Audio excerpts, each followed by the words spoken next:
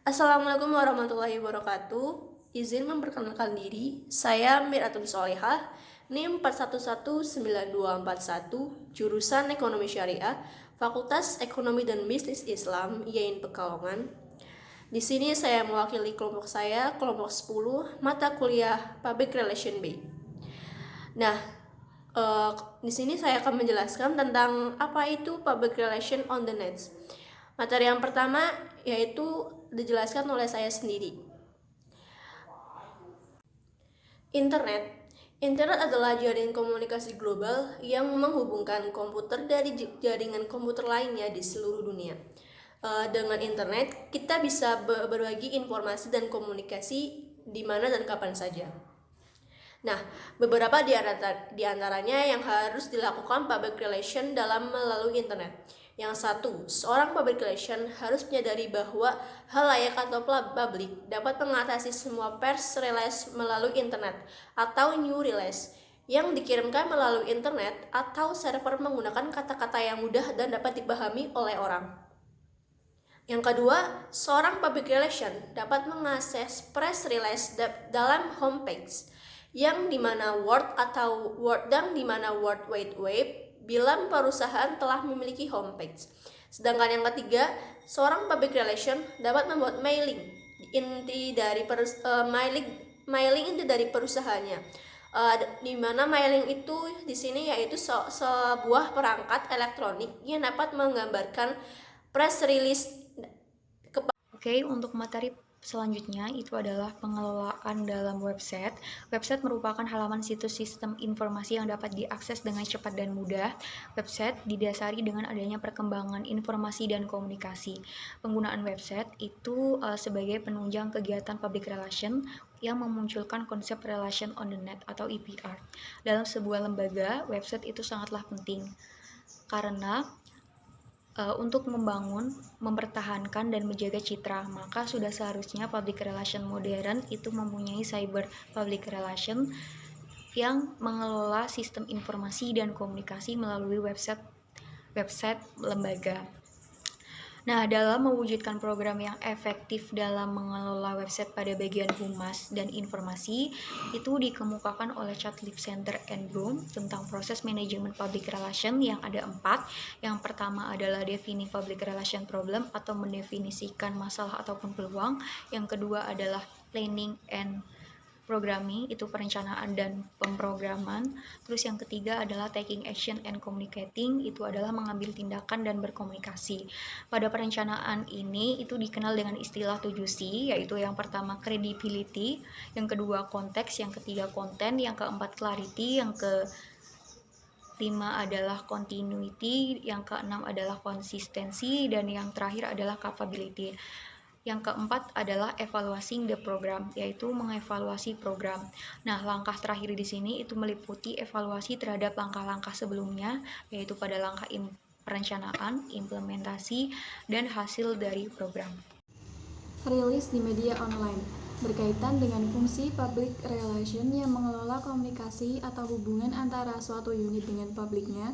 Terdapat program-program yang membantu PR mencapai tujuan komunikasinya. Sementara itu, diperlukan adanya publisitas media seperti press release, advertorial, newsletter, website company profile, dan berbagai produk tulisan lainnya untuk mendukung program PR agar berjalan dengan maksimal. Dalam hal ini, kemampuan menulis, membuat, dan mendesain media public relation diperlukan. Dengan demikian, pemahaman publik dengan citra korporat dapat terbentuk. Opini publik yang favorable, goodwill, kerjasama, dan berbagai hal berkaitan dengan situasi perusahaan dapat terbangun. Menurut Chris Jayanto, press release merupakan berita tentang perusahaan, individu, kegiatan pelayanan, atau produk. Berita tersebut dikirimkan atau disiarkan ke media, sehingga disebut juga siaran pers atau news release. Kemudian, tulis-menulis naskah kehumasan atau PR writing skill sangat diperlukan bagi seorang PRO atau Public Relation Officer atau pejabat humas dalam melaksanakan fungsinya. Itu berarti seorang PRU juga perlu lebih banyak latihan untuk dapat menguasai secara mutlak dasar-dasar teknik penulisan berita atau news writing yang dipergunakan dalam membuat press release, artikel, fitur digabung dengan formula 5W plus 1H, serta struktur kalimat berita dengan sistem piramida terbalik, yang artinya berita yang dianggap paling penting letaknya paling atas atau di lead atau intro, dan urutan rincian berita dengan di bawahnya yaitu batang tubuh berita. Teknologi komunikasi yang semakin maju memungkinkan press release dapat ditulis pada online atau website perusahaan sebagai pelengkap atau kepanjangan tangan dari media konvensional. Para ahli rilis banyak memaparkan tentang bagaimana kaidah penulisan press release yang baik. Format penyajian rilis dalam bentuk tampilan fisik merupakan salah satu langkah awal penentu tulisan menjadi menarik untuk dibaca oleh media. Faktor lainnya yang menentukan suatu press release dikategorikan baik adalah pemilihan penggunaan gaya bahasa yang tepat. Lalu Thomas B. Vince berpendapat mengenai format penulisan press release secara bentuk penyajiannya. Yang pertama, press release diketik pada kertas polos. Yang kedua, margin berbanding 1:1 dan diukur 1,5 inch dari semua sisi. Yang ketiga, contact person atau pembuat rilis diletakkan di pojok kiri atas pada halaman pertama.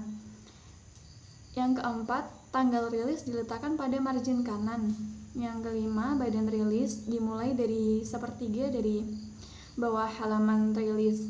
Ruas halaman yang tersisa di atas halaman dimasukkan untuk catatan atau komentar dari editor. Yang keenam, badan press release menggunakan jarak 2 spasi. Yang ketujuh, apabila jumlah halaman lebih dari 1 halaman, kata-kata bersambung diletakkan dalam kurung atau menggunakan tanda hubung strip pada bagian bawah halaman. Yang kedelapan, halaman berikutnya mengutip judul dan menggunakan 2 tanda dash dan nomor halaman diletakkan pada pojok kiri atas. Yang kesembilan, akhir rilis ditandai dengan berbagai cara, bisa menggunakan kata tamat atau nomor 30 atau tanda pagar. Selanjutnya, saya akan menjelaskan mengenai efektivitas website. Efektivitas merupakan kata sifat yang berasal dari kata dasar efektif yang berarti berhasil atau tepat guna.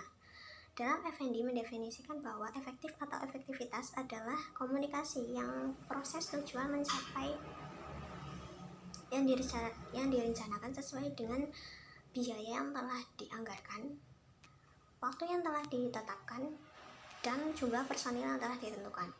Komunikasi yang efektif juga dipengaruhi oleh daya pesan atau tingkat kemampuan pesan dalam mempengaruhi komunikan yang tergantung pada penyampaian isi pesan secara tepat dan jelas.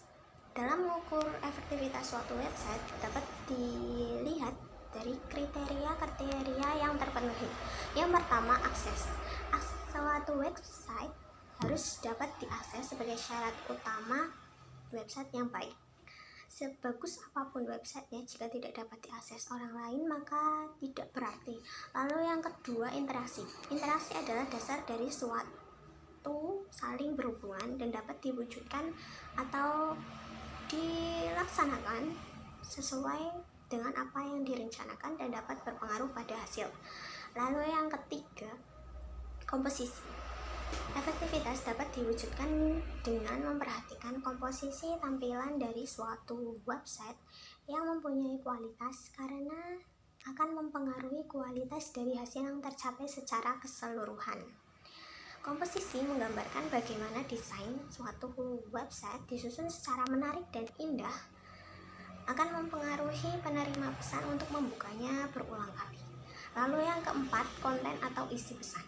Konten atau isi pesan adalah materi yang disampaikan dalam suatu website. Konten atau isi pesan menggambarkan bagaimana penggunaan bahasa dan informasi dan format isi pesan yang baik akan mempengaruhi pelanggan agar tertarik dan tidak bosan. Lalu selanjutnya, untuk mencapai kesuksesan dalam praktek public relation secara online, perlu memperhatikan elemen-elemen dasar. Ya, Phillips dan Young menjelaskan elemen-elemen dasar tersebut, yaitu yang pertama, transparansi. Transparansi adalah membuka sistem internal perusahaan untuk dicermati atau agar bisa dicermati oleh pihak eksternal. Perusahaan diajak untuk lebih transparan dalam memberikan informasi kepada stakeholder melalui media sosial. Lalu yang kedua, internet porosity. Phillips dan Young menjelaskan porosity sebagai transparansi yang tidak disengaja. Maksudnya itu ketika perusahaan memulai interaksi dengan pihak eksternal melalui dunia maya, informasi yang disebarkan itu dengan cara yang lebih informal dan lebih transparan. Oleh karena itu, ada beberapa informasi yang seharusnya tidak dipublikasikan, menjadi lebih mudah bocor kepada halayak karena akses yang mudah tersebut. Lalu yang ketiga,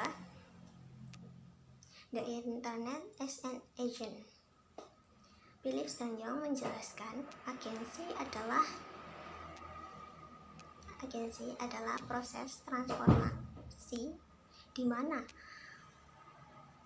memberikan pesan dari satu orang ke orang lain secara online, kemudian memberikan konten dan pemahaman yang baru. Lalu yang keempat, richness in content and reach. Elemen richness and reach ini dalam public relations secara online tidak dapat dipisahkan. Phillips dan Young menjelaskan bahwa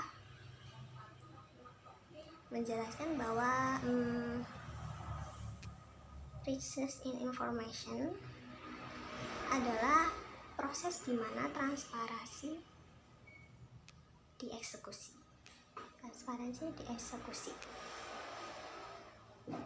Nah, kekayaan informasi ini dapat tercipta dan disampaikan karena adanya reach dalam internet.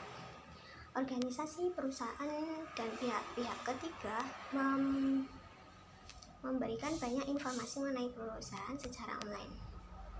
Selanjutnya, reach atau jangkauan publik terhadap konten dapat dilakukan dengan berbagai cara. Perusahaan dapat menggunakan beberapa teknik untuk membuat website perusahaan mudah dijumpai oleh publik, seperti menggunakan search engine optimization dan hyperlink exchange. Selain itu juga dapat menggunakan atau melalui keterlibatan komunitas online yang membuat orang lain lebih dekat dengan perusahaan. Selanjutnya, dalam mengukur efektivitas program public relation secara online, dapat dilakukan dengan beberapa metode, yaitu yang pertama, menghitung jumlah pengunjung dan pemberi informasi rinci mengenai dirinya dalam website tersebut. Yang kedua, laporan penjualan bulanan dari pengecer resmi. Lalu yang ketiga,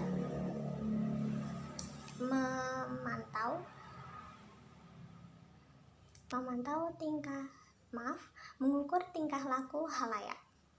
Yaitu pengukuran ini dilakukan dengan melihat seberapa banyak pengunjung memberikan umpan balik pada saluran-saluran yang disediakan.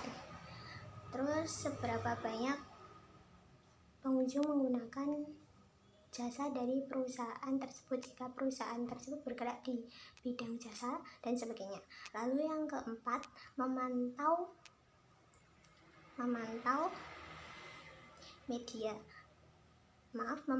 liputan media. Pengukuran ini dapat dilakukan dengan memantau seberapa banyak informasi dari website perusahaan dijadikan sebuah berita dalam media massa. Lalu yang kelima, memantau database perusahaan, yaitu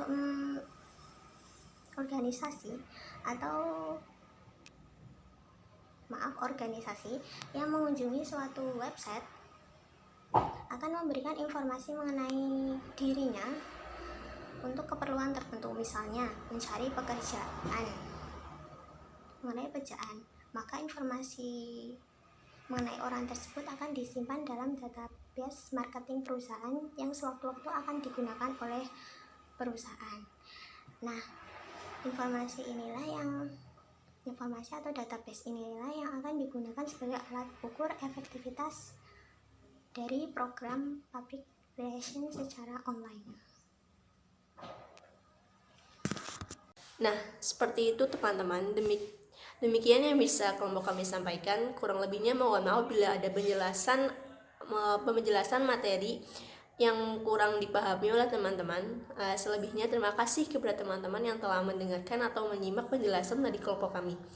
Wabillahi taufiq wal hidayah. Wassalamualaikum warahmatullahi wabarakatuh.